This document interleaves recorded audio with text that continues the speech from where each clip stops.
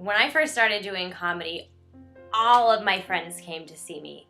And this is when I was still writing hacky jokes that I wrote while I was reading the Metro. When I first started doing comedy, my brother used to come to the open mics with me and bring all his friends, and they would tell me I was so great. When I first started doing stand-up, my parents would come out to shows every week. They were so supportive. When I first started doing comedy, I would tell my friends and they would say, "Oh, really?" And now when I tell them I'm still doing it, they say, "Oh, really?" Now when they come out to shows, they don't tell anyone they're my parents. It gets worse. It gets worse.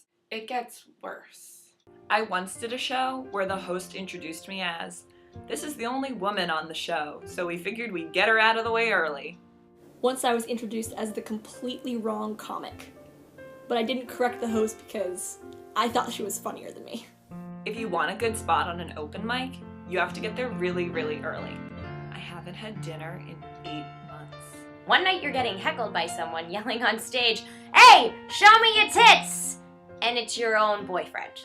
Someone once yelled at me to stop talking about my period, and I was talking about Toy Story 2. There's always one kid at the open mic who tells rape joke after rape joke. And then at the end of the night, he asks if he can walk you to your car. There's one show I got paid in Chinese food, but I was too nervous to eat, so I just stole 15 fortune cookies instead. I once drove 45 minutes to a show.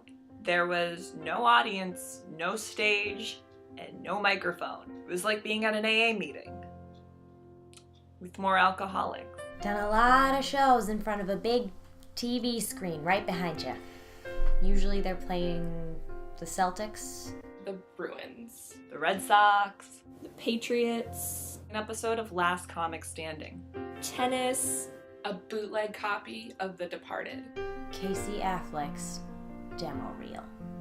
I dated a comic once, and he would always remind me that I only got paid shows because the booker wanted to sleep with me. You know, people tell me that I'm trying to sleep my way to the top because I'm dating another comic. The only thing that my relationship has gotten me is a discounted Staples. Laughter is the best medicine, especially when you don't have health insurance. Sometimes after a show, an audience member will come up to me and tell me what a good job I did, especially considering she doesn't like female comics. A female booker told me that she hates booking female comics.